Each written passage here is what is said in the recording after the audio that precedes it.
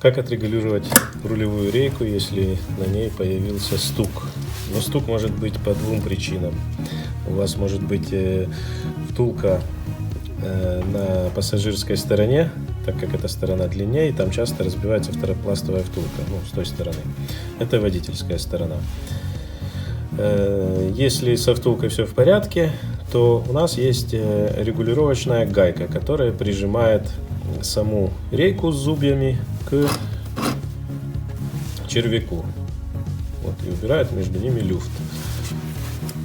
Эта гайка находится вот здесь, но она законтрагаяна, чтобы не открутилась.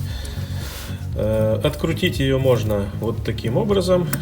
Она не сильно закручена. С помощью зубила, если будете открывать, то вы можете грани посрубывать. Поэтому я рекомендую так. Я пробовал вот одну грань, но она начала ломаться. Поэтому лучше таким вот ключом. Очень легко он откручивается. Отворачиваете. И далее ключ на 22. Подтягиваете вот эту гайку. Это лучше, конечно, делать на машине, когда она стоит. Но чтобы сразу проверить люфт рулем, убрался стук или не убрался. Но когда она стоит на автомобиле, в частности на Opel Combo, то добраться к этой гайке просто так невозможно. И ключ туда поставить тем более. Потому что здесь стоит подрамник, и мешает и подрамник, и выхлопная, и тяга стабилизатора. Сам стабилизатор поперечной устойчивости. Он здесь мешает, и здесь очень мало места для доступа. Поэтому, чтобы добраться к этой гайке, необходимо опускать подрамник, откручивать рейку,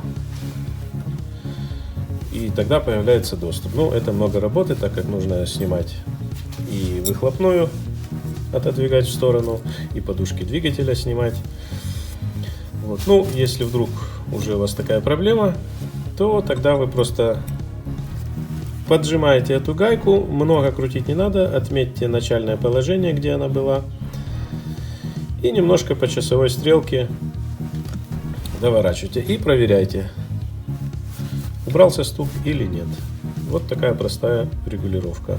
После регулировки необходимо законтрагать. То есть мы держим эту гайку, не даем ей никуда повернуться, и закручиваем контрагайку.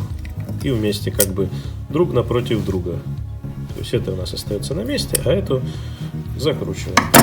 И таким образом производится регулировка рулевой рейки.